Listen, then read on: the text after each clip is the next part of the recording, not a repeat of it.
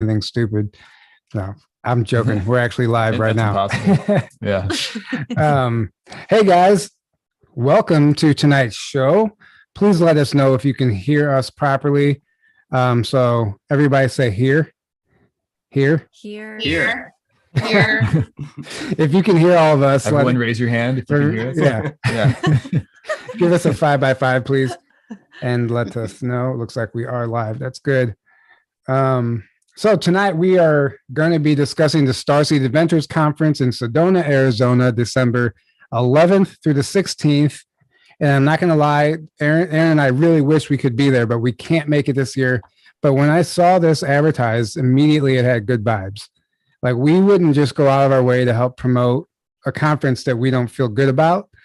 And this one just has that feeling. It's the right group of people. Every one of them have been on our show. I think every person there has been on our show, except for maybe Cassandra. But it's just a group of friends, and I know it's going to be amazing.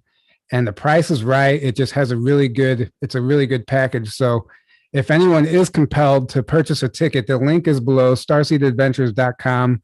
And there's a few different ticket packages, but it's an incredible deal. It really is. And she's doing the Beam Me Up ball again, which was the best part of the last conference. Abby, you were there for the ball. It was like one of the coolest things that I've done at a conference, and she created this beautiful night, this beautiful experience. Aww. That we don't get to do that often with our friends. So she's doing that again for this conference, and I think it's going to be really awesome. So welcome to the show. Tonight we have Laura Van Tyne, Abby, Lynn, Jayse, and Alexis, Ascension Diaries, and Cosmic Origins. I'm sure you guys are familiar with all of them, but if you're not, we're going to get to go around, give them a chance to introduce themselves, and they're going to let you know what they're talking about at the conference, what they're going to be speaking about, and then we're just going to go off and have fun and just chat about anything and everything that comes up. So, Laura, we'll start with you. Welcome to the show. Thank you, guys. I'm excited about this because I get to do something I'm passionate about in person. A lot of times I do it online, and that is spiritual self-defense. And part of spiritual self-defense is, how do we protect ourselves against the unseen world? What do those elements look like? And how can it break down our soul? Because a lot of us are talking about soul sovereignty, reclaiming soul pieces, soul parts, soul aspects. And what happens when these unseen entities, it could be the reptilians, it could be the Greys, it could be Anunnaki, it could be just regular black magicians, take a piece of our soul? And how does that affect us in our mortal life? But more importantly, how does that help us with our soul ascension? So that's what I'm going to be focusing in on. And there's just a lot of really scary stuff out there. And I'm all about ripping off the veil of evil, showing it for what it is. And when we can identify these things, we get to take our power back, because the unseen world, the only advantage they have is that we can't see or sense them. But when we use our intuition and we start to see and sense these entities and energies, we are actually more powerful than they are, because we are in a physical mortal body. And so that's what we'll be focusing on my end of things. Right. Exactly. And it is the most important thing possible right now, especially me being at the receiving end of these attacks. That's how my awakening started. I understand the importance of it, and I know how it can throw you off track in life, and it can ruin your life if you don't know that you can do anything about it. So it's great to teach people that they can do something about it. And they are weak, because they have to catch you when you're most vulnerable. They literally have to cheap shot you and blindside you, like in your deepest state of sleep. They can't come at you face to face while you're awake, because they're not strong enough. Like, they have to blindside you. They have to cheap shot you. And that shows their weakness. So thank you for that. Super important stuff.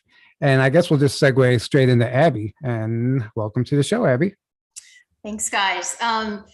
So I actually love that Laura brought up about, things that we can't see with our eyes, but we can feel. So at the conference, I'm really excited because I'm going to be hosting a workshop. And so this is like, you're not going to just sit there and listen to me talk to you guys. You're going to get out of your chairs and we're going to be working together, but it's activating our avatars. And, you know, I actually just got done teaching a small little course for kids, and we were talking about our energetic field, our auric field. And, you know, I kind of compared it with animals. You know, they have the antenna, and cats have whiskers in order for them to feel the world around them. That's how we have an energetic field. So how can we work on expanding that and actually using it as a way to communicate with our physical bodies? And just like Laura said, bringing in that discernment so that we can understand, so, you know, when we're starting to look through things from the heart versus through, this is ego, you know, not this, but this is ego. And that's a lot of times where that fear comes in. And so learning discernment, and that is by really fine tuning our energetic field and going through the heart, making sure we're in that heart space, then we can better suss out what's coming in our field and understanding how much energy, am I blocking this? Is this one of my ancestors or family or something coming in to assist me, and understanding that, so we're not in this hyper sense of fear all the time. Right. So that's what I'm working on. And I'm also going to do a small little, some guided meditation and a little bit of work to get some messages from your team while you're in there. Beautiful. And it looks like we have matching necklaces tonight. We do. The guys at home, this is the OMNIA necklace. I actually got this at your guys' conference in Grafton. And before we came on, I was saying this feels the best for me. I really notice a difference, and I wear this every single day. Yeah, no, it's great. It's great stuff. And hey, if you find something that works, roll with it. But I know I love them. I love it. And I actually I don't like wearing necklaces, but it's kind of stylish too. It really looks good. And it's completely weightless. Yeah. Right. Well, thank you so much for that. It sounds like it's going to be amazing. Again, much needed. Alexis or Jayse, whoever wants to go first, go ahead and take the wheel. You're next. Sure. I am going to be bringing some more basically easy, applicable space weather instruction for those of you who want to be following it on your phones on a regular basis. A few real life examples. We had a really large gamma ray burst that happened on the 9th that I'm going to probably be talking about a little more, because the gamma radiation gets people excited, especially with the concept of ascension or activating your DNA or mutating in general.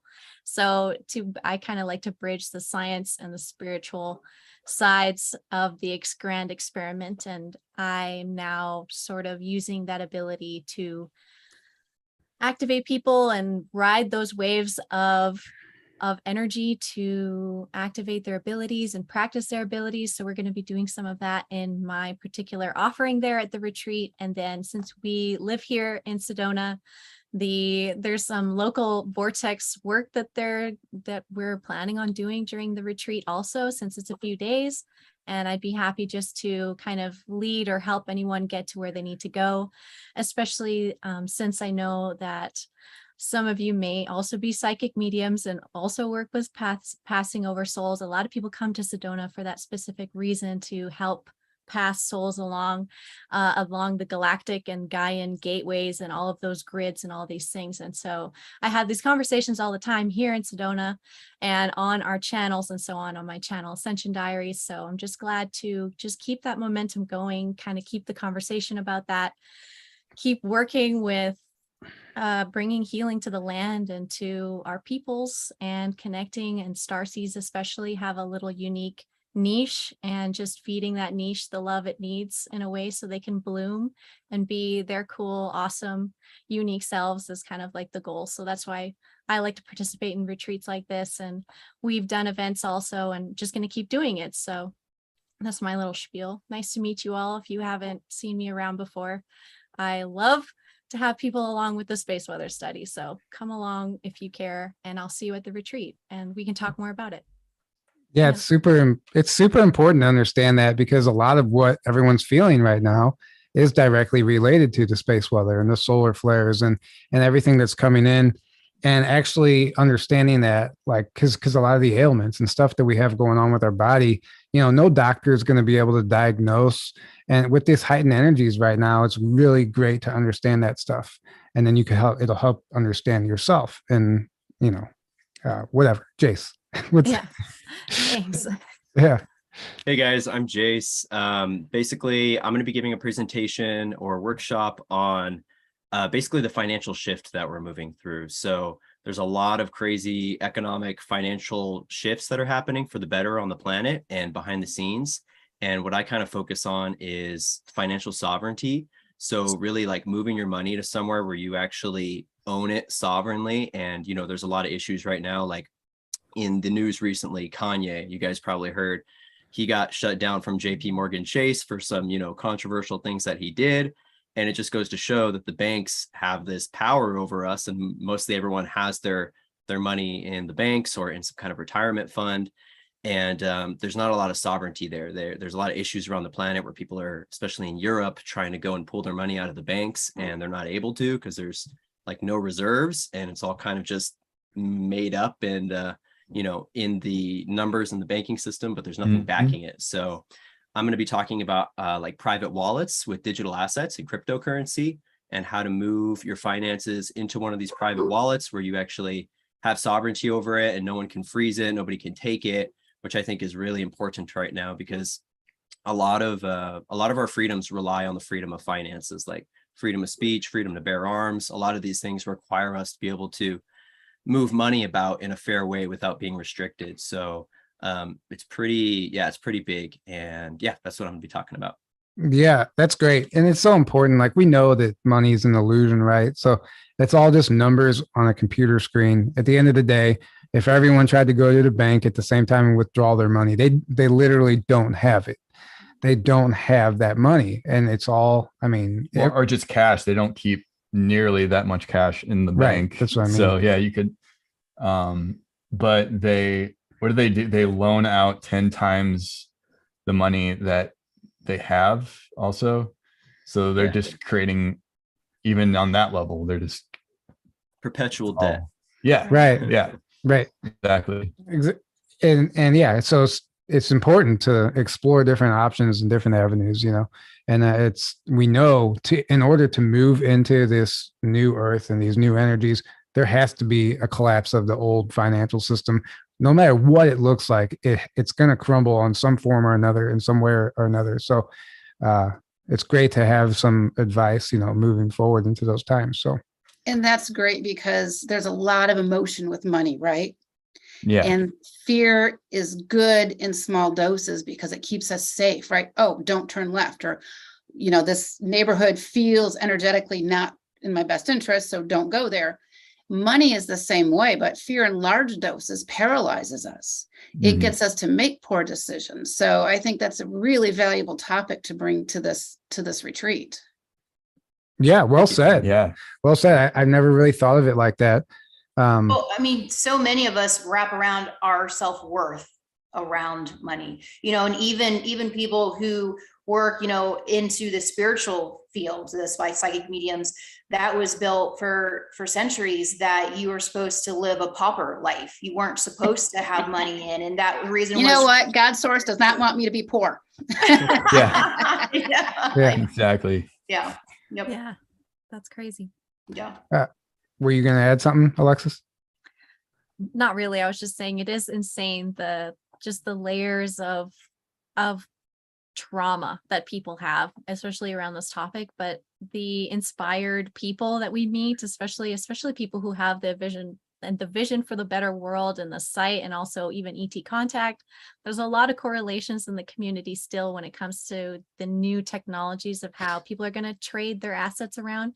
But if you're a person who doesn't trade assets around and you don't have assets, then it's not as much of a thing that you're going to notice, but you're still going to see this unrolling, this shift. It's like, I have to watch it no matter what. And like, as a traveling psychic person, like naturally, I just knew I was going to be trading something for whatever, no matter what, with my natural skills. But there's so much more than just natural skill being traded going on out there. And it's so much more of a vast realm that I've rarely even looked into because of how corrupt it was. So it's kind of nice to see how things are changing. And I have hope that now we're getting to like participate also consciously with the direction it's going to keep going, which is cool. And I think that's part of the exercise also. And There is enough, right? we're so abundant. We are so abundant. When I was kidding around about, God source doesn't want me to be poor, Right. there's plenty for everybody, but this is part of that fear factor. So if Totally. there's not enough, the dark side starts to control me. So we have to live knowing that there is abundance, that there is enough. Yeah. Yes. It's interesting too, the Thea Uba prophecy, the book we just did an episode on a few weeks ago. They talk about in that book, he's taken back to Lemuria and he's shown like life, what it was like then. And the one thing he noticed, he went to the market. This was like astral projecting. He went to the market and noticed that no one was purchasing anything. Everything was just being taken and traded. And it was explained to him that they didn't have any currency at all. Actually, it was all this honor system, this bartering system, but they had a completely different way of life. And I think that's so fascinating to me because when you really think about it, we don't need money. Like all the material is already there. Everything we need to build and make everything is already here. We know how to produce it. Money is just a motivator. Money is what motivates the people to do it. They're like, well, yeah, I can make you 300,000 of this, but you need to pay me first.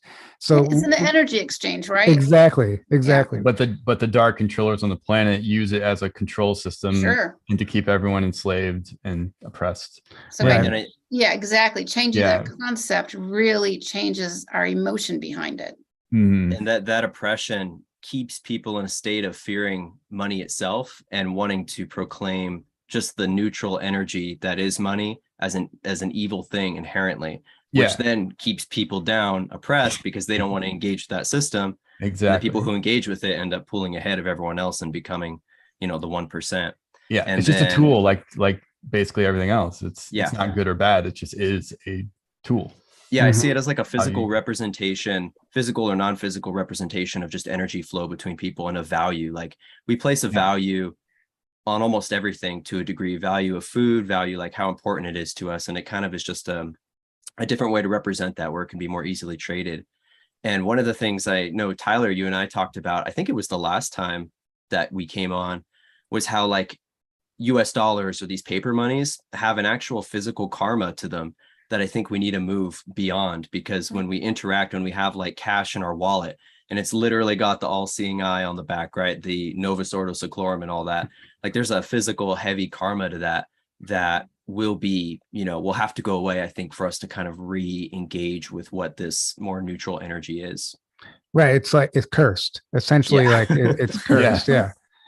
Abby, I seen you were going to chime in. Were you going to say something? Well, how we were talking about how money is an illusion, and it is. So I did this exercise there in my private life. Just this very large bill came in out of nowhere, and it was literally due the next day. And I was stressed and fixated on it. So I just went out for my run, which is my meditation. And I told all of my people, this is how much I need. Money is an illusion. I know that this can manifest it. I know that you can do this. And at that time, I had been working for almost 2 years at that point, doing all of my sessions for free, charging absolutely nothing for anything that I did. And I told him, I said, I've been giving all of this time. Please, I want this to cycle back. This is what I need. I know you guys can do it. The next morning, one of our clients called my husband and he said, hey, I got a huge grant come in. Can I go ahead and pay 3 months in advance for my invoices? And it was the exact amount that we needed. Yeah. Nice. There you go. That's the universe at work right there. Manifestation. God for the win. Right. Yeah. It's like breathing. Yes. And that was, my conversation. Like, I know this can happen. This is how abundance happens. This is just an illusion. I'm just playing a game again of just zeros and ones, because it was all digital. There wasn't cash given. It was just digitally done over the computer. So Right. That's True. exactly what I always say. Just numbers. That's it. It's not how much money do you have, it's how many numbers do you have. Yeah.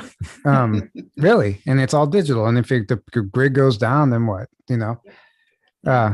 So yeah, this is great talk, but I want to shift it into I know, Abby, you've been having some experiences lately. Laura, I know the people that you work with, you have some incredible information coming through.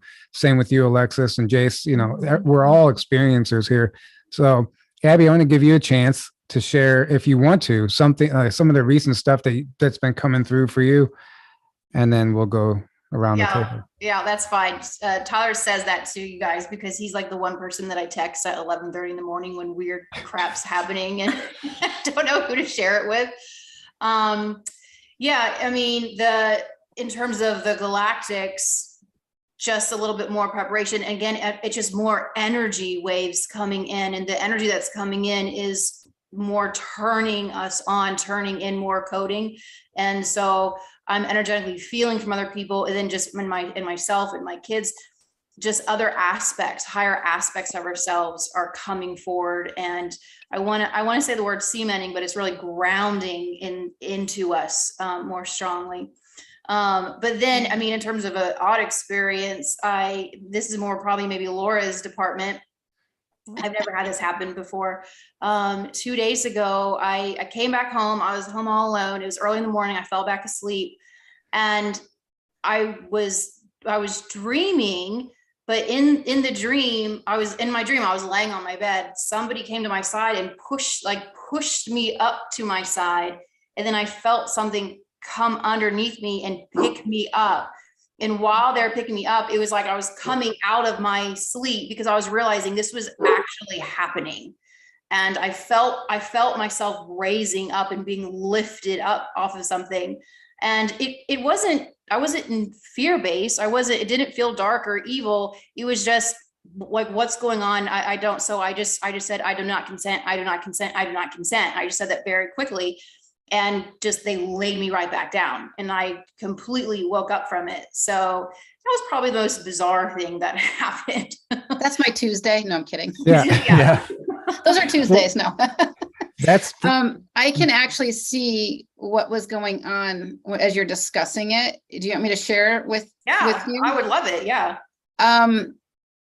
Those were grays, and they were trying to experiment on you to see how you tick, and you didn't let them do it. And here's a really important thing I want to address. You kept saying, I do not consent. And this works for you because you've worked really hard on your soul health. Mm-hmm. So a big part of what I do is I talk about soul health. We talk about our financial health, our physical health, our mental health, our emotional health, but we don't talk about our soul health. So you have done the work to create a strong and healthy soul. If you had a percentage of your soul, let's say it's 30% of your soul missing, the I do not consent doesn't necessarily work, because it's like you've got a gaping hole there. And so when we can start to shore up and reclaim those soul pieces and fragments, and many times it is these negative extraterrestrials that have these pieces of the souls. And soul retrieval, yes, it's a shamanic thing, but when you can go to those, I'm going to call them spaceships for lack of a better word, and retrieve the canisters of souls and put them back into source, then the higher beings can reinstate them within us while we're alive, if we have the karma to do so. If we don't, then the higher beings will hold on to that. Let's say you don't have the karma to have it reinstated within you because maybe you're abusing drugs or maybe you're doing something else that gives the dark side access. So when we can clean up our lifestyle, diet and exercise, and I'm not talking, you can never have a cheeseburger kind of thing, but we have to live too. But when we look at our lives with intention and purpose, it makes a big difference. So for you, I think those were grays because I could clearly see them. And they were trying to figure out how you tick. Why can't they get in?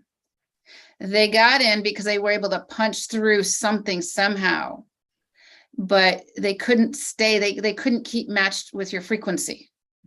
So they had to retreat.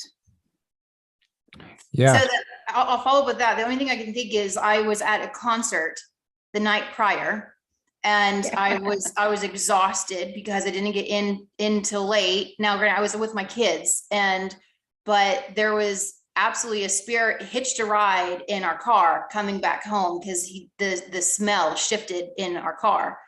And so, we cleared that out before we came home, but I just wonder if that was just enough, maybe something energetically came in that way. It is, and places like concerts, and these are things that we like to do for entertainment, and we should have the free will to do these things, right? But there are places where we can get contaminated, and that's one example. You know, people always talk about, you know, these ghost hunter shows and stuff, you know, they get their fancy equipment and they go to a jail or whatever, and just go to any liquor store or hospital, you'll find them. Yeah.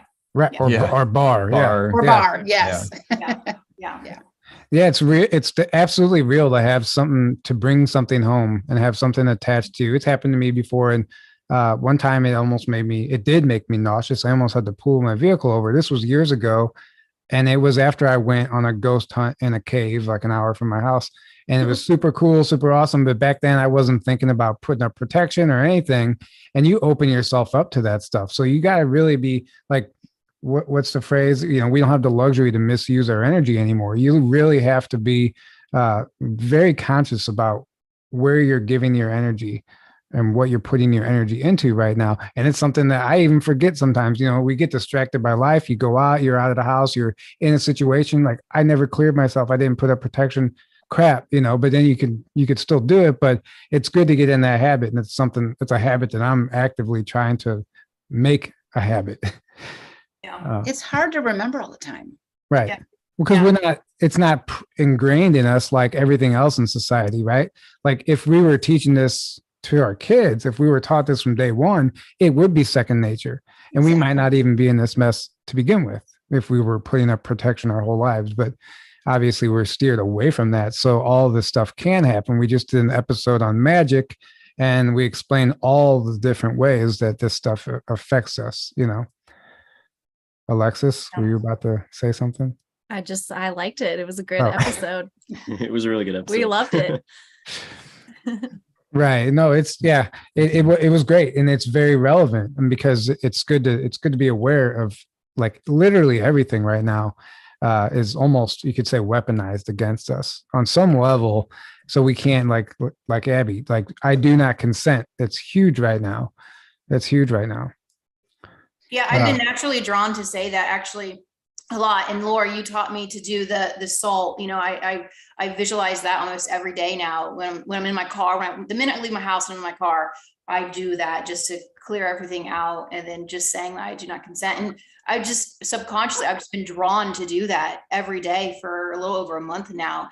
And, you know, and like going into those concert settings, I always work, you know, my shields are completely up because I know I don't like mixing in those type of crowds because the alcohol is there. And I know that people, you know, you create holes and energetic holes and things just slip right in. And so, yeah. And I teach my kids about doing that as well. When you go into those type of areas and the vibrations get lower, but, you know, even I was totally grounded in doing that work, but things just slip in. So, well, we're in a spiritual war. Yeah. There's no breaks in war. It's not like we can say, you know what, guys, time out. I need a break. You know, we can't do that. And it's like you were just being hit with a battery ram over and over and over, and it weakens the shell, so to speak. Yeah. But you also got an opportunity to learn something about it from that experience, right? You got to learn how they got in and that they were messing with you. So you got to know what that feels like, because we don't know karmically, how are you going to be able to utilize that information to help somebody else? Because really what we're talking about is service, right? There's two types of service. There's service to self, which is the ego base, which is the greed, the monetary, then there's service to others. And so as we're putting it forward, the service to others is really where it's at, and it comes in many forms. Mm-hmm. So we don't know how your experience is going to play out, and maybe it's playing out right now on the show. Somebody else has an experience like that. They're like, oh, okay, well now I've got some idea. I'm not alone in it, and I got to figure out how to fix it. Yeah. Mm-hmm. Right. Yeah, exactly. That's why I say, like, always share your experiences, because even if it's one other person out there, they might need to hear what you have to say and how you overcame it, or whatever you did, whatever tools you used. You know, we're all helping each other right now. And I like the fact that you mentioned this is a spiritual war. I've had people in the past say, you think by putting up all that protection all the time, you're manifesting, you're creating the attacks because you're constantly in fear of them. And I was like, I understand where you're coming from, but we're in a war right now. And it's when I let my guard down and stop doing that stuff, or when the attacks come in. And I started thinking about it. I was like, we would never just walk onto a battlefield and drop our armor and say, oh, let's see what happens. Yeah. It's like when we go to Canada in December, we got layers of clothing on, right? We're not going out in our bathing suits. Mm-hmm. Same concept, different dimension. Right. Jayse and Alexis, I'm gonna bring you guys into this conversation a little bit. So Alexis, I know you're always like talking to the elementals and getting messages and all kinds of stuff. And Jayse is probably there looking at you like you're crazy half the time. No. Well, what kind of information has been coming through for you guys, and what have you been seeing as far as energetically, like the shift and more galactic aspect of things? Well, yeah, I'm not surprised to hear that you had like a little visitor, because I've been getting some messages the last couple of days that there's been a little bit of extra messing around, I would say, kind of from that place. And Laura, to catch up on your work, I rewatched one of your episodes on the Journey to Truth podcast, and I was watching and listening to what you talk about just to kind of get a refresher. And I think I had an epiphany, which was awesome. And with the connection with the ghost realm in a way, and the fourth density sort of, and the astral plane sort of realm. And I actually was wondering about that. Is it sort of connected with the astral plane realm too? Like when you're sleeping and so on, you're accessing that and seeing these realms too, because I'm experiencing that. And we went to a concert the day after, and I'm pretty sure we were marked like as the non-drinkers there, and we were just like off on the side, just trying our best. But it was intense, and there was a lot going on. And the dream realm I had last night before the show was very different for me.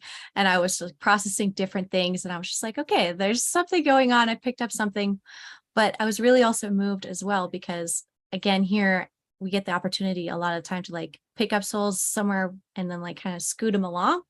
And so even when it comes to the ETs and those sort of like tormented souls that are chasing the ghost children around, even, I was picturing that a lot and tapping into that a lot more. It was like, you really were able to give me the words for what I'd been also experiencing. So I'm glad that you did that episode. I'm sorry I missed it all. And I'm glad I caught up, but I'm now also seeing new layers of torture also showing up, obviously, but you know, you have to learn these things too, to also properly work with the clientele that I'm getting to for mediumship and so on. Like a lot of people also died in weird, excruciating ways, and there's still soul fragments. And like you said, like fractaled souls and all of this that are wandering around. And it's just been a huge concept lately, as well as just death in general, and that veil in general, and how to communicate beyond it, how to heal it, how it's going to expand.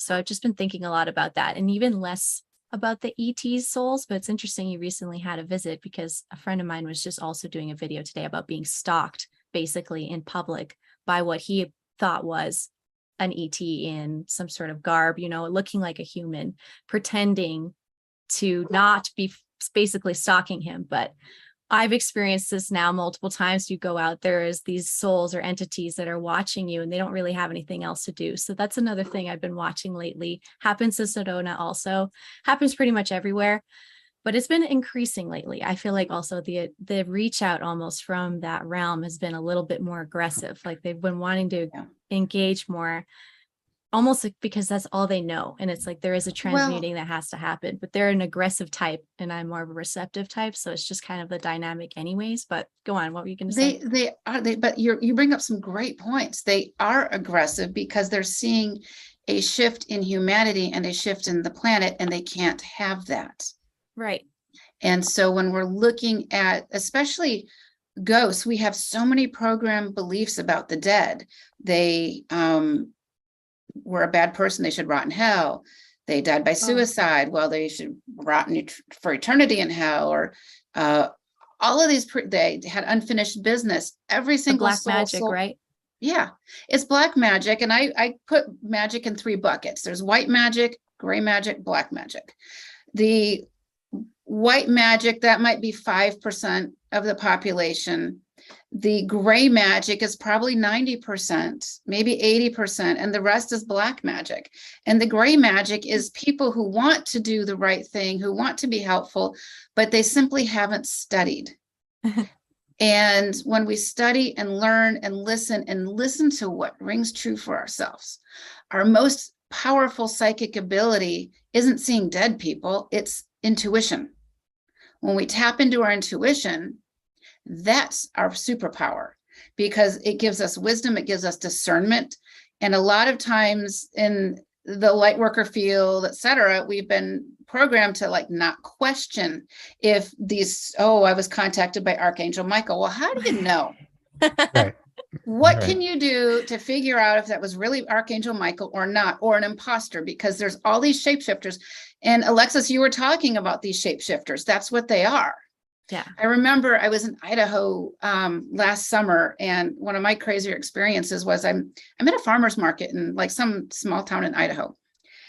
And all of a sudden I'm surrounded by 6 men, and they're wearing khaki pants, a navy polo, sunglasses, and a hat.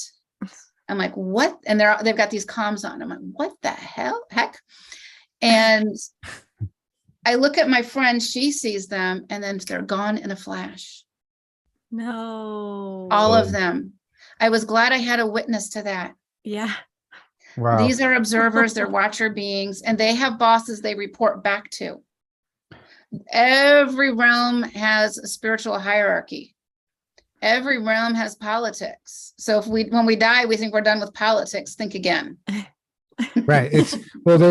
It's true. I don't think it's some like, yeah, it's like a weight off our shoulders, and we're like the astral restraints are like free from our physical vessel, right? Of those restraints, our astral body is free, but there's still another realm of all sorts of this fuckery, I'll just say, because that's what it is. And it doesn't just stop in the third dimension. And we see proof of that. And every soul is still paying off karma on some level until you're back to source, or however that works, I would imagine. But it doesn't end when you die. So that's why suicide doesn't work and stuff. And there's no escaping your problems, because that's just not how it works. And the dark side reincarnates us as much as the light side does. Not all babies are heaven sent. And when we can understand that, we can understand why humanity can do horrific things. Right. Right. Exactly. Yep. People keep saying LOL Tyler, and I don't even know what they're laughing at. Isn't that the worst? You just right. don't know. As long as they're having fun. What are you guys laughing at? It's no big deal. Go ahead, Abby. Well, the only thing that I want to add, and I say this a lot, is, there's a lot of people that think, oh, wow, they're extraterrestrials, and because the visual is that they're up, therefore they are of higher purpose, higher good, higher wisdom. They're still dealing with their own stuff too. And, and I really kind of want to say that very strongly, they're just people as well.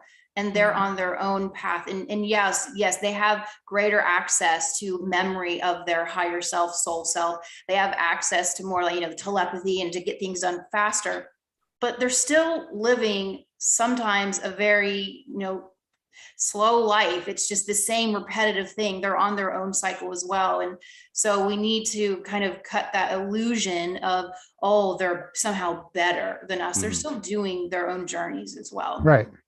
And I think they literally are us too. And because of that, I think, when we come here, I think a big part of that is to fix those issues that have taken so long to solve in those upper realms. A lot of us that have come that, identify as starseeds or wanderers. I think a lot of what we're working out on a karmic level is just a denser version of what we're experiencing in the higher realms. And so a big part of this is like, we might know the answer first before they do, because we are the ones coming here to figure it out in a quicker, denser state to report back to them whenever we return, to the native density or realm or whatever, and to kind of apply the knowledge that we've learned in school Earth to the higher dimensions as well. 100%, 100%. I've received that message a lot with a lot of different clients, that some of their purpose being here is just they're reporting back at nighttime when they're going to astral. They're literally just reporting back of what they're seeing, what they're feeling, how things are shifting from the physicality of being here, and interpreting that for them to use. Yeah. Yeah. No, I agree with that, Jayse. And I do think this is a concept I always fascinates me, is how there's multiple versions of ourselves doing all kinds of shit that who knows what. I remember Jason Quitt talked about in his book, he was having these crazy experiences and he wanted to meet, he was aware of himself living a life on another planet. And he wanted to astrally go and meet the other version of himself. And they told him that it was not allowed, but for some reason he was allowed, and he went to go, and he went into this classroom where he was being taught, and the other version of himself saw him, and it almost caused like this glitch in the matrix in that world.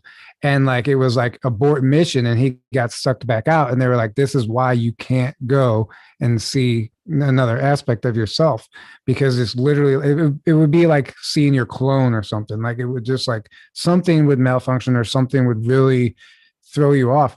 And I just wonder, like, we have all these sessions and you hear about these other things that you're doing in the astral and in the SSP and all these altars. And I'm like, okay, so I've come to the conclusion that literally everything and anything is possible. And how do we explain it all? And is it even worth explaining all? Because I think we can give too much of our energy and our power away to understanding all this when we're not really supposed to understand it. Yeah. We have to look at free will, right? You know, what is our free will? But then we also have to understand that, do we have free will, or is it mitigated free will? Right. And when we're looking at going and astral traveling and things like that, we need to make sure that we're tethered to our bodies and that we're safe. But this mitigated free will is really wreaking havoc on us. We think we have free will, but we don't fully have it. Right. That's what Max Spears always used to say. So we have the illusion of free will when it comes down to this planet. Now, universal law does include free will, the way he described it and the way I understand it. But whenever you're thrown into a third density planet, it's mitigated. Like you said, it's not actually free will like we would imagine it to be. Yeah, there's a free will that allows everything to happen here, and that's why we're in this mess. But on some level, we're kind of robbed of aspects of that. And I feel like that's an important concept to wrap your head around. Whether I'm right or wrong, it's just good to think about stuff like that. Well, just the fact that most people don't know who they are. Like, they don't remember their past lives. They don't know they're a soul in a body having experience. They think the body is them. They think, a lot of people think either death is the end of everything, or they just don't know at all what's that, and they're completely in fear of death. That's a huge one on the planet. Because you can control a lot of people if they're afraid of death. Well, you would never look at what just happened. You would never inject anything in your body exactly. if you weren't scared.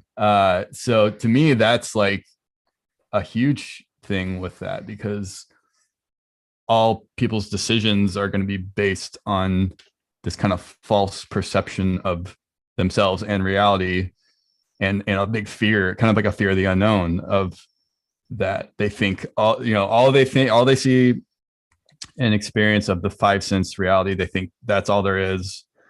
And once I die, that's it. Like, you're going to be terrified of death, like you're going to be, and it's going to be a lot harder to live from your true self, like from your soul, when you don't even understand that concept at all, Right. Yeah, well said. And that's where, go ahead, Abby. No, I would, in terms of the death, and I would love to get all of your guys' take on it. The message has come through so many times that we are going to be witnessing just this mass loss of life. And I would love to get your opinions on how that ties in with the ascension process, us moving forward. Like, why are we witnessing that? Are we going to have, as Laura's, stuck souls that are staying in the 3D? I just would love to have your perspective on why you feel that this is happening and we're going to be witnessing this mass loss of life? Well, I'll say something really quick and then I'll turn it over to you guys. I've had this theory since COVID started. So all these souls that were taken by COVID or whatever happened to them in the hospital or whatever they put into their body, that stuff that was, I guess you could say, their life was taken by the dark because of the dark's play moves, right? I feel like those souls would almost become a more effective angel or spirit in this spiritual war. It's like, okay, they've been taken here against, under false whatever I'm saying, false pretenses. And I feel like maybe, every loss of physical death of life is now an added, not every soul is different, but I feel like it's a spiritual war. So we have all these actual true light warriors and spiritual bodies now in their astral bodies that are doing a lot behind the scenes also to help with this shift and this cleanup. It's just a theory, obviously, that it comes down to the individual and their karma and their lessons and their soul journey and everything like that. But it's just something I think about. Like a lot of these, even though it's like this mass, like we're seeing a lot of death. But is it really as bad as it seems? Because we might be gaining warriors, gaining helpers, I guess. So I have a lot of experience in this. When this all started, it was explained to me through a client I was doing a past life regression on. My team came through the client and the tone changed with the client. Everything shifted. Her body shifted. So I know it was real. And they said that the vaccine, what it does is it creates a glass barrier. So we think we're connecting to higher source, God, our team, but we're not. And when that person, and then, which makes a ton of sense. So the vaccine is creating barriers that disconnect us from God's source, which breaks down our soul. I've also had, through regressions and sessions, and my podcast that I'm starting up, it actually airs the first one on Monday, the 17th. I take snippets of sessions and explain it. But what happens is the dark side, because the soul has been fractured by the vaccine, the dark side can easily grasp it and take it. And what they do is they put them in canisters on ships. And then these canisters they can come in cylinder form or black cubes. Think of that Mecca, the black cube. And they get buried within inner earth, or they get taken off planets, they get put on a moon, and they harvest the soul energy to fortify themselves because they don't have access to the light of God's source. So it's really, really important that we cross over all the dead that we can for this reason, because we need to reclaim these souls. And part of it is that shift. And I think it was Jayse was talking about, I think it was Jayse talking about how, no, it was Aaron, I'm sorry. Just people live their daily lives in and out, in and out. This is it. I die, I'm compost or whatever. They want us to believe that, but there's a energetic shift where if your frequency isn't high enough, you haven't done the spiritual work to ascend with this planet. So my theory was wrong. You know what? I'm going to say it's not everybody that happens to, Tyler, but this is a big percentage. But in every war, you have spies, right? Right. We have counterintelligence in every type of war. So the spiritual war, we have the same things. But a lot of times these souls are taken in canisters and they are housed. Right. Yeah, that's a scary thought, but also something to be aware of. Because like you say, helping these souls cross over, ever since I've met you and learned that concept from you, anytime someone dies near me or whatever, whether I don't know what's actually happening with their soul, but it doesn't take me anything to stop and help that soul peacefully transition. I don't know if it works or not, but I still do it. I'll even do it when I see roadkill or I'll see an animal. I do roadkill too. Right. Like I really do every time. Yeah. And I just like help them through to the other side if they haven't already made it. I'm not a seer, so I don't know, but I still do it. And I think the intention helps. Your intention has become a subconscious program and it works. Interesting. it works. And you've got it. You have been working so hard, as all of us and so many others out there, to raise our consciousness, to create a stronger foundation around us. And so it works. It absolutely works. Right. It reminds me of the meme I just shared today. You're so powerful that if you think you're not, you're not. And it's true. Like, we really have to understand their true potential here. And it's really, I think it comes down to even like intention, or you can say imagination. I feel like it is so much more powerful than we even give ourselves credit for. And we're always doubting ourselves, and we don't think we're capable of it. Like the whole chemtrail concept. Like, if you see chemtrails, you can imagine an invisible dome. And then when those chemtrails hit the dome, they're transmuted into love and light, or whatever you want. And you're showering the civilization now with love and light instead of chemicals. Like, yeah, it sounds silly, and it sounds like that's impossible. I don't have that power. Guess what? I still do it. If I see him, I throw up this dome and just set that intention. Does it work? I have no idea, but I still do it. But it goes out in the mind belt, right? Yeah. It goes out in the mind belt. And if more and more people are thinking that way, it becomes more and more powerful every single time. And the more you practice it, and the more we all practice it, the more power we get behind it. This is a spiritual practice. Right. Doctors practice, lawyers practice. We need to practice on our spirituality. Yeah. That's why I call them chem fails now instead of chem. Oh, I like that. I like that. You know, and I do that as well in my own life, and everyone at home can do this in regards to, you know, if I'm getting a masseuse or someone cutting my hair new, or going in, for instance, like the person who sat next to me at the concert, I always put in that intention that spirit and myself is always aligning, bringing in people who are in alignment with me.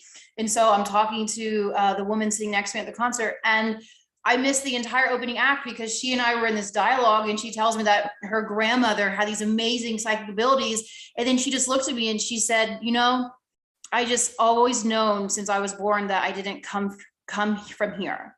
I know I'm not from Earth. And she said, I've never resonated. I felt like I've been playing pretend my entire life. So we just had this amazing dialogue and this great conversation. And I just love it. But it's that intention of everyone who comes within my energy field is going to be in alignment. So it could work. It works. Right. Yeah, it's important in those, and sometimes we're put in those situations for that exact reason. Like, you might be drawn to an event or place, and you don't know why, and you meet one soul that you might have said something that changed their entire life, and you never know. You never know what type of seed you're going to plant, or what type of energy, or how you're just going to infect somebody else. Yeah. So it's important to always keep in mind especially when you're going somewhere, like, I don't know why I'm going here, but maybe there's a reason. Jayse, regarding the what you were asking, Abby, with the, you know, the potential of mass deaths on the planet, I think if that does happen, which is similar to what Laura was saying, the download I was getting is that it's going to be a massive learning opportunity for the people on the planet. And I think anytime there's catalyst on a massive scale, I think that source creator creates it that way for the most learning for all beings involved, right? So I think that there's obviously things to learn from those that, you know, may have participated in that and maybe passing on from that, and the journeys that are on the other side. But I think for the people that are left here on Earth, it's also going to be a massive catalyst for not only learning how to cope with death and understanding that death is not a permanent loss of the soul. It's not a permanent loss of the personality or the being. And that could be a huge catalyst just to kind of heal our root chakra on a collective level and understand we're not done. It's not, you know, you only live once. It's quite the opposite. And then furthermore, which is what Laura was saying, I think it's going to provide this opportunity for us to catalyze our psychic abilities and our mediumship abilities so that we are able to assist these beings on the other side and help them, which is just going to, I think, exponentially increase our psychic abilities. And everything that's going to come from that, because it's going to be such a in-demand, you know, thing that people will have to come online and naturally learn how to do. And we're seeing that with so many people. She's been really coming into her mediumship abilities the past couple of years, and lots of other people as well. And I think that that's just going to be something more and more, especially if something on that scale happens. Right. Exactly. And it's amazing to see all these starseeds, everyone stepping into their power and like learning, discovering their abilities, because Like we're always thinking like, oh, this person's gifted or this person, I can't do that. We're always telling us, I wish I could do that. Right. And I think, yeah, some people might have excel in other areas, but on some level, we all have this within us. And it's fun watching everybody be activated right now, which I think is directly related to some of the solar activity and the stuff that's going on with our DNA. And what that looks like, I don't actually know, but I feel like there's just something inner knowing that we all have right now that something's shifting within us. I hope so. Some things definitely need to shift for sure. And we all need each other. I have certain abilities. Abby does. You got Jayse and Alexis, Tyler. We all have these different abilities, and when we can learn how to work together, we create harmony. We create connections. The creativity flows. So when we can do this and be united and not be in competition, it adds to our soul healing and our soul health. Yeah. Right. Absolutely. 100%. And Absolutely. One thing I want to say for everyone listening at home who are, just opening to their abilities, things are starting to turn on. Be open to allow those abilities to continually flow and change and grow into new areas. I'm still in the middle of a shift, and I'm doing things right now that a year ago I would never imagine that I'm now doing. But what I'm being shifted into doing, again, it's like I'm shifting into this for a reason. And so it's just I always say, always be the student. Like, and Laura mentioned earlier, like to continually be learning and opening. And if anything, I always say, like, if even one thing, like you get that little tinkle from, dive into it, because there's a reason why you're getting that little bit of a spark. And then when you start bringing in all these different pieces, then you kind of step back and like, oh, now I know why I was led to do this and this and this, because now I can see how they come together in this cohesive piece. Right. Yeah. I want to talk about grid work and the importance of traveling and going to key points in places like Sedona. Let's just say for this conference, the people who are going to this conference, why you might be called there is also because your energy, like whatever is going on with the grid and the ley lines and the portals and the vortexes that Jayse and Alexis, I know you're very aware of that whole area and where the hot spots are and stuff. And maybe you guys can touch on that. Like, what type of grid work like is being done right now when these light workers travel? Because I feel like that's part of the reason they try to stop us from traveling to certain locations right now, because now more than ever, like Hawaii is so strict. They don't want anybody going there. And they still have all this crazy quarantine stuff. Even the United States, like people can't come here without the jab. They don't want people traveling for a reason. And I think just by, you don't even have to know that you're doing grid work, just your light and your energy itself. When you travel, you're subconsciously doing that grid work. And I don't know if you wanted to add to that, Jayse or Alexis, just from Sedona and the energy points, vortexes there. Yeah. So I think, well, from a Sedona perspective, a lot of what we see people living here doing is going out and doing grid work and then bringing back what they've basically what they've gathered from their experiences. So a lot of times it's like souls, like we were talking about earlier. A lot of people are going on grid working missions and bringing back these stuck souls throughout the country and bringing them to certain key access points in Sedona, like Cathedral Rock is one of the main ones. And we know a couple people personally who do that quite often. They go out and go to just all around the country, all around the world, and pick up these stuck souls, bring them back. I think a lot of people come to Sedona and other hotspots like Hawaii, Tibet, China, like all these places around the world, because there are part of it, I think, is past life fragments to be picked up and remembered and received. And another part of it, I think, is what the earth has to give at that point, but also what they have to give the earth. So there's this whole communication, I think, that goes on, a giving and a receiving on these nodes between the human or the being that's there doing the grid work, and then the earth that's both receiving and giving back. Anything you want to add on to that? Sure. Yeah. I would say also with Sedona in specific, people come here and I tend to warn them also, friendly warning ahead of time, that you may be processing or getting pushed past your limits of social, I don't know, your social battery or something like that. I've noticed that people burn through their battery faster when they're here, and then they start to realize, oh, this is actually, I'm having an experience right now, I'm being pushed. And so people are grateful for that feeling because they feel they are actually getting a spiritual shift, like they're getting some personal growth after making the trip here. So it's rewarding. And then people who stay here over extended periods of time, I just feel like it's allowed me the opportunity to burn through a lot faster and give me a lot more perspective, especially about how the spiritual community also travels and behaves, and how there is still, like, obviously there's still getting triggered. Like the spiritual people coming here get triggered too. It's all, everybody, we're all subject to the land here. It really does overtake. And it's in my opinion, it's nice to surrender to the land as well, knowing that you're safe and that there's more going on, and that you can be a human being and walk the land and get your frustrations out, and then also go back and process it in a safe place.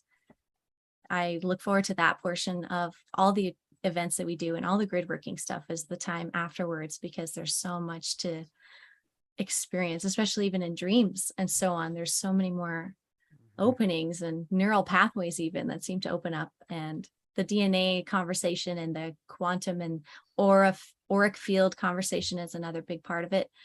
And we see lots of different cool people come through here. It's really cool to be at like a galactic gate, they call it here. It's like has different laws and rules, even I've heard from some whistleblowers. So it's neat it's a unique spot. Yeah. And it's cool that the conference actually includes some vortex tours, and you're going to the Grand Canyon. It's not just a typical like on location conference, which I think is great also, but this one you're actually going on these trips, right? And there's work that needs to be done, I'm sure, especially like going to the Grand Canyon. There's a lot of suppression there, and there's a lot of hidden history. And just by going and infecting that area, it's bringing all that to the surface, and we're shifting that. So guys, if anyone's listening and you're compelled to come to Sedona for Starseed Adventures, the link is below in the descriptions. If you missed the beginning, starseedadventures.com, grab a ticket, go hang out. It's going to be amazing. I think, the right people are going to be there. Whoever is supposed to be there will end up there. And honestly, I think so many people have soul fragments or past life connections here, you could say, that, if you're feeling called to come, you should definitely listen to that, because there's probably something that you're supposed to gain being here. And I think that in the past, this was like, used for many purposes, this area. I think it was some kind of Atlantean type colony potentially at one point, amongst other things. I think it's been a series of generations of different, I think, groups and beings that have moved through here. And so maybe you've even had multiple experiences here in different lives. And I know the first time that I came to Sedona, it just felt like home, and I just like felt that way. And the people that I were with just kind of started smiling and laughing, and they're like, yeah, that makes sense. And so if you're feeling it, I definitely recommend coming and checking it out.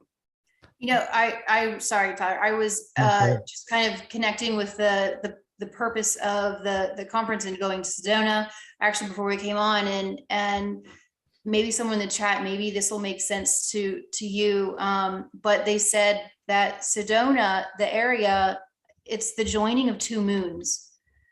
And I don't know exactly what that means to me. Like moons means almost two races. It's just the joining of two energies. It's the merging of those while you're there. So maybe Alexis, Jayse, this means something to you. Maybe you understand, maybe that makes sense being there.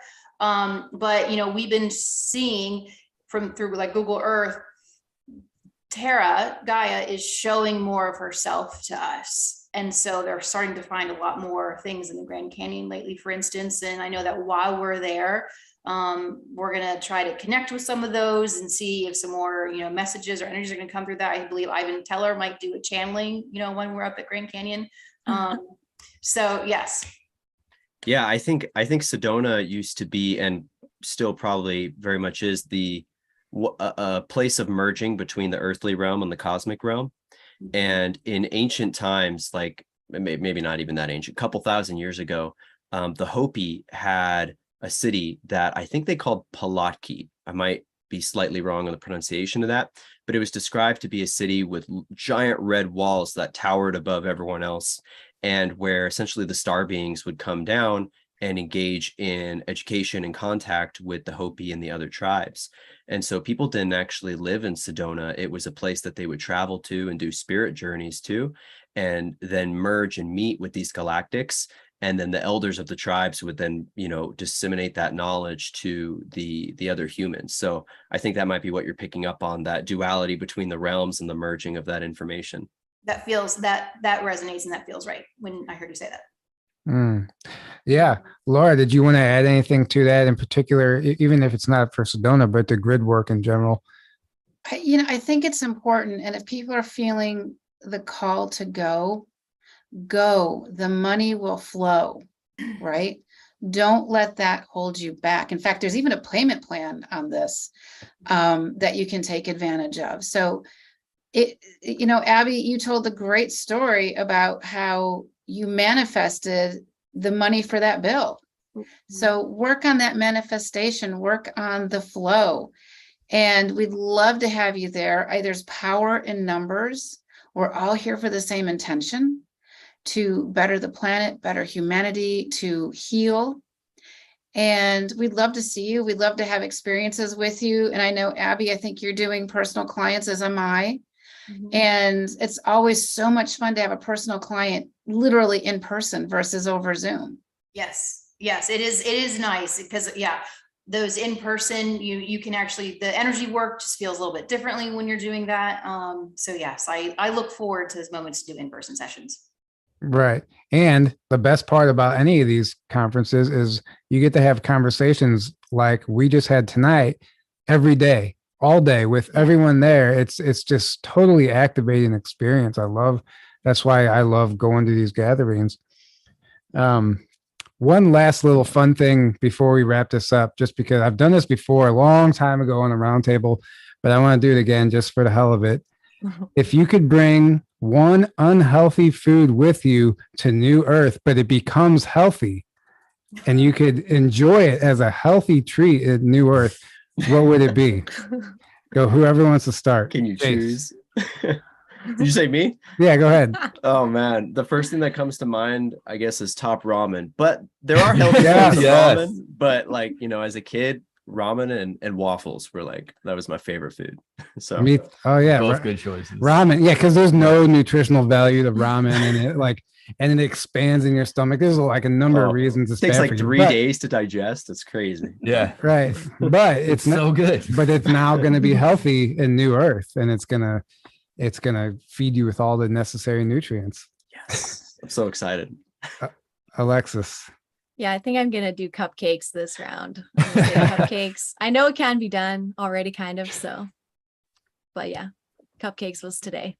Nice. Yeah. All right, It's a good one. Laura. I'm going to go with red wine. Oh, Oh, there you go. classy. Abby. It's gonna have to be chocolate. Oh, That was my second. Yeah. Okay. I just love your chocolate. Yeah. Like the but cacao and dark chocolate are. I was gonna say that's pretty healthy. Yeah, it's not bad. Dark Yeah. dark chocolate. I love dark chocolate. Yes. You But got I all right. also, okay, but my second one, if people are like, that's easy, that's a typical answer. I really love cheese. I love Oh, cheese. yeah. Oh yeah, me too. It's so good. There you go. You know what mine is? Hot dogs. Oh This yeah. guy. That's a Hot good one, dog. actually. Yeah, you definitely don't want to eat the current No. ones. Yeah. No. No, but they're going to be amazing, and Yeah. it's going to be like the elixir of life. Only the Like, ballpark this hot- is amazing. Hot dogs. Yeah, Because those are exactly. actually really good. Exactly. I miss Aaron, what those. about you? Ice cream. Ice cream? Oh, that's a good Definitely Yeah. ice cream. one. What type? What type of Let's ice see. cream? Oh What? god, I don't even know. Just, Yeah, you only get to pick one flavor. I would oh, do cookies and man. cream. What's that? Cookies and cream is what I Cookies- would go. oh, that's a good choice. Cookie dough too. Mm. Ooh. Cookie dough and yeah. chocolate ice cream. Oh my God, so good. Yeah, we Yes. got Chocolate with pizza. We're on peanut the same butter. page. A lot of people in the chat are Yes. saying pizza. Pizza. Oh yeah. Yeah, that'd be pizza. fried chicken. Smoked fish. You can kind Um, of make pizza healthy already too. Though. yeah. That's a lot of Fish. easy That's things. pretty healthy. Vodka. Little Debbie's. What else? Winkies. Twinkies. Twinkie. Uh, Those Mexican Twinkies that you showed. oh me yeah, other day. Those are- the gancitos. Yeah, Gancitos. Gancitos. Yeah, Gancitos. yeah, those are amazing. Ted Yeah. Drew's, I don't know, that's a St. Louis ice That's a cream, St. but Louis it's thing. that's really It's good ice cream. amazing. Yeah. If you're ever in St. Louis, you gotta try Ted You gotta go to Drew's Ted ice Drew's. cream. But like Mhm. you said earlier, Laura, like, live a little, you can eat that cheeseburger, like where everyone like becomes like this almost like shame or guilt surrounding eating bad food, like in this awakening community. And like, it's, oh no, I just ate a cheeseburger, kill me. I feel like it's all part of the human experience. Like, yeah, obviously this stuff we know isn't necessarily healthy, but I don't think there's anything wrong with like enjoying some of the treats here on earth occasionally. We're here for the experiences, right? Right.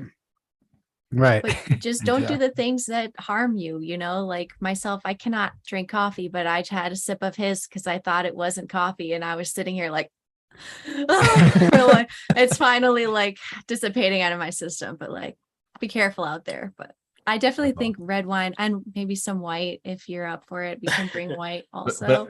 Right. But yeah, I wouldn't do like meth because you're curious and no one Yeah. has the experience. You Yeah. said Yeah. Like, you yeah, gotta I'm go gonna to try red wine. everything. Curious. Right. I've never been that Like, curious. So I don't know. Don't Thank do. goodness. I'll The hard share drugs. I'll share my wine story with you guys. So the more that I started doing energy work and really, opening up and rising your vibration in order to reach their frequency, you got to raise your frequency. A lot of things started getting taken away in my diet because it just, like, coffee was one of them. I cannot do coffee at all anymore. And the one thing that I said, you cannot just give me one thing, I am on earth, was red wine. Yes. I Right. said, let me at least have one glass of red wine when I need it every so often. Right. Right. It's all right to sit There you back and go. enjoy. And you know what? You can restructure that, set the intention, charge it, whatever you do, Well, but wine where it for would do. alcohol is probably the healthiest type of alcohol too, Right. right?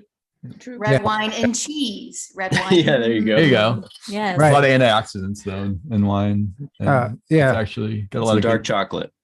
Right. dark chocolate. Yes. Just straight cacao. Just straight. Yeah, cacao. that's what I got here. I got some cacao. Nice. look, you Hey, got it, already- yeah. There you go. What's I that actually, memory? I actually found, I bought one bar of it. I was at Whole Foods and it was on the end cap. So I'm guessing it's a newer item, but it's cacao. It's pure cacao. And they had different flavors, but the one I tried was peanut butter. So it was just actually little nut bits inside of it. It was delicious. Oh my goodness. It was so good. And it's actually healthy. It's really healthy for you. So Yeah, I get just ceremonial grade raw cacao. If you can't get it at the grocery store, you can get it online. And it's usually keto too, if you're, sensitive to that. But you just mix it with a little maple syrup or some honey, raw honey or something, put a little, little milk of whatever kind you like. And it's just so good. It's Ooh, so that good. It's a great sounds coffee delicious. alternative. Nice. Oh yeah, totally. So you guys, any last words you want to add, go ahead, feel free. And then also go around and let the audience know where they can find you, how they can follow you, what you guys offer, that type of stuff. And whoever wants to start, Jayse. Yeah. So I guess, what I'm kind of focusing on right now is this whole financial shift. So the biggest thing I'm seeing is that there's going to be, I believe, a massive catalyst for changing the planet with this financial shift that is looking, pretty imminent. And I think it's basically going to be putting us, we the people, and especially people that are starseeds and that are awakened and are, identifies, being kind of in those communities, putting them in positions where we are going to be able to be the change that we've waited for so long. So, for years, we've been put in positions where we've had to externalize our power and we've had to kind of pray for some kind of savior figure, whether it's a religious figure or it's ETs landing to save and fix everything, or it's Ascending. Even an Asara Jasara where everyone's going to get free money, like that kind of thing. Mhm. And while I don't think there's going to be like free money or any kind of savior, I do think that the financial shift will create catalyst for people like us to be able to have more funds to invest in the things that are actually meaningful and are going to be of service to the planet and to humanity, instead of right now where everything is being stripped from humanity and all our rights are being taken away. So I think that's going to turn the playing field and give us the power. And, we have a shirt that I know, Aaron, you wear a lot that says, "We're the ones we've been waiting for." And I think it really embodies like that energy that we're going to be the saviors that, we've prayed for so long. And so I do coaching on this stuff. So if you guys want to reach out to me and you want to kind of be coached and getting into digital assets and, you know, what some people call the quantum financial system, you can go to my website, which is consciouscrypto.info. And I also have a YouTube channel called Cosmic Origins, where I talk about this kind of stuff. And both of those are also my Instagram handles, Cosmic Origins and consciouscrypto.info. So that's where you can find me. Thank you. Alexis? Yes, I'm just constantly posting about the space weather and creating classes and so on to educate about that and about awakening your superpowers, which Abby was also saying she's getting validated as happening. And I'm seeing more progress. The more organized I get about teaching and activating people's powers, the more evidence I get that there is catalysts for this coming even in the space weather stuff that I've been studying. And I've been studying the certain wavelengths of light and how they behave on our DNA and how they're coming from sources in space and so on. And these things are increasing and becoming more interesting to people. The topic is trending. And so if you want to follow me on that, you can go to my Instagram, my YouTube, my Facebook. It's all under Ascension Diaries. And I do content pretty much anywhere you like to go. And if you'd like to join me full on and get all of my important updates, you can go to my Patreon. That's the best spot to find me and what I'm doing, working really hard to kind of get people activated more so. And so I'm excited to also meet new people and get those opportunities too, because exchanging codes and information and healing in person is just like, it's above and beyond. So I always take those opportunities, but I take them in small doses because they're also so potent. It like takes you like 6 months to suss all that out, start again, but I'm always eager to like keep going. So thanks for joining me. If you are, you know, if you're interested in space weather and ascension, that's kind of what I do. So thank you for having me here again. Of I'm course. excited. Yeah, thank you. Go ahead, Laura. So I'm all about soul health, soul well-being. I assist people with unusual problems, anywhere from somebody who's being haunted by a ghost to super soldiers, MK Ultra, and everything in between, because it comes down to energy and how do you manifest, manipulate, and shift energy for the greatest good. So that's what I do. You can find me at thekarmicpath.com, and on my social media, it's The Karmic Path. And I am very excited about this. I'm bummed you guys are all busy, but I totally get it. It'd be great to have you here. And I'm looking forward to meeting a ton of great new people. Yeah, that's always the best part is the connections that you make. Yeah. And they can last for a lifetime, you know. And it's most likely people that you've known in other lifetimes. Yep. Yeah. Go ahead, Abby. You guys can find me. My website is auricray.com. And, you know, really my mission, I also do a podcast with Heidi Pop called Raising Starseeds. And my mission really is, you know, it came in early, just being that bridge, just being the bridge of bringing yourself to soul knowledge, soul path, soul wisdom, true history. So in my sessions, I just come and meet with you and just open up and allow what needs to come through for your soul's path at that particular day, at that particular time is going to happen, whether that is through a reading or doing a meditation in tonal singing. It's whatever happens in that session, in that time period I'm open to it. I've done the work to integrity and ethics are my most important things. So I'm always creating that sacred space and vetting everything that comes through.